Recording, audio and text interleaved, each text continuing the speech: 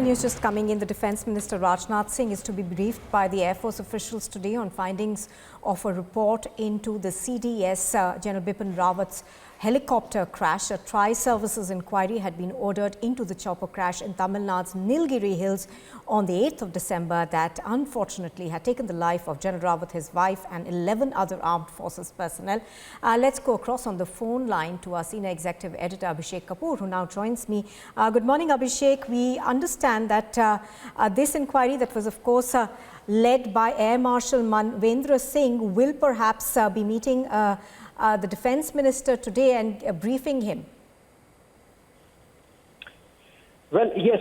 So typically the protocol is that when a court of inquiry happens, it is submitted to the respective service chiefs. But then this is an extraordinary circumstance, Nupur. We lost our first Chief of Defence Staff in this crash. So obviously the Defence Minister is to be briefed. The court of inquiry included all the technical data analysis from both the flight data recorder and the cockpit voice recorder. And apart from that, teams had gone in on the ground, taken witness testimonies, accounts of locals. They had done the court of inquiry teams had done, investigators of the Air Force and of course the aviation wing of the Indian Army. They had carried out their own separate investigation and submitted their reports, which are part of this court of inquiry report. So all these things taken together, along with the comments and instructions from the Chief of Air Staff. Remember, it was an IAF aircraft or chopper, so the technical requirement is that first the report is submitted to the Air Chief, and then with his comments, a presentation given to the Defence Minister, in this case Rajnath Singh. So a process being followed. We are expecting that in a while we would know some aspects of the inquiry and some elements from exactly what happened. What we are being told is, Nupur, that the conclusion is that it was a mishap, it was an accident involving some error of judgment on the part of the pilot, perhaps, given the sudden turnaround of weather that took place at that unfortunate moment.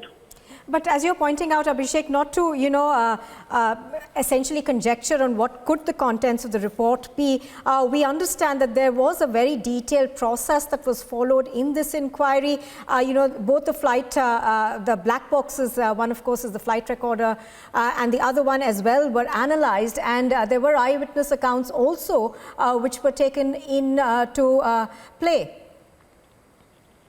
Yes, in fact, Nupur, I can tell you that both insofar as the analysis of data from the cockpit voice recorder and the flight data recorder is concerned, the Russians were also involved. The company that manufactures this Mi-17 choppers, helicopters, and their comments have been taken, their analysis, their inputs have been taken.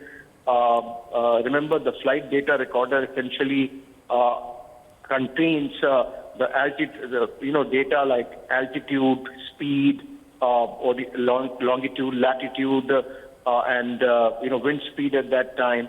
While the cockpit voice recorder contains details of the communication that was taking place between the occupants of the aircraft and the air traffic control. So these two taken together give a very fair picture of what must have happened in those last moments, and that is contained in the report, apart from, of course, as I said, a lot of data analysis, which is done both by the IAF at the technical end, and of course, as I said, submissions have also been made by the Russian company that manufactures the aircraft. So, as I said, it's not about conjecture, it's about a lot of data analysis, very scientific process that is followed, right. Of course supplemented with the witness accounts, as I said, from the ground. Absolutely. Abhishek Kapoor joining us on that. Thank you.